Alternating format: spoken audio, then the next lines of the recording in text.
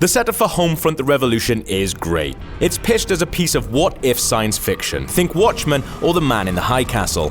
This is what could happen if history unfolds a little bit differently. You play as a newly recruited resistance fighter intent on deposing the Korean People's Army and restoring US rule. Fittingly, the story plays out in Philadelphia, the birthplace of American liberty. But much of the intrigue and engagement set up by such themes and plot are undermined once you try to interact with them. Moreover, anyone with a broad history of gaming experience will likely feel they've already played through better variations on these broader gameplay ideas many times before.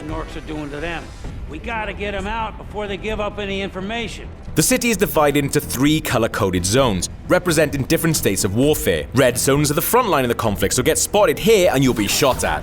Yellow zones are residential areas controlled by the KPA, and the green zone is where famous Philly landmarks such as City Hall are located, and is also where the KPA has set up its headquarters. Yellow zones are small open-world districts in which you must complete a variety of short, sharp objectives in order to create civilian unrest in the area and unite people to the resistance. Cutting off KPA propaganda, liberating buildings, helping the harassed, it all brings people to the cause, and once you reach 100% influence, you can incite a state of anarchy.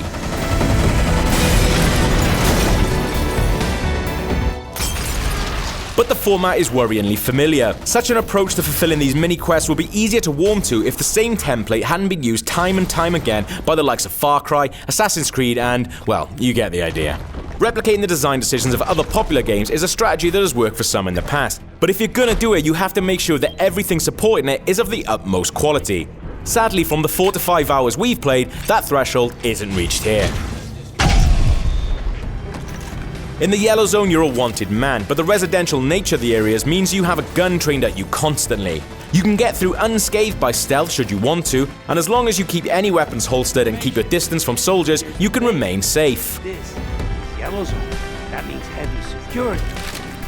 Unfortunately, the stealth elements we experience are farcical, given the lack of artificial intelligence applied to the guards and their accompanying aerial recon drones. Jump in a dumpster and a soldier will lose track of you, even if you were in plain view, while the drones are so short-sighted as to make them entirely redundant as watchdogs. For the record, we played on Hardened, the second of 3 difficulty options.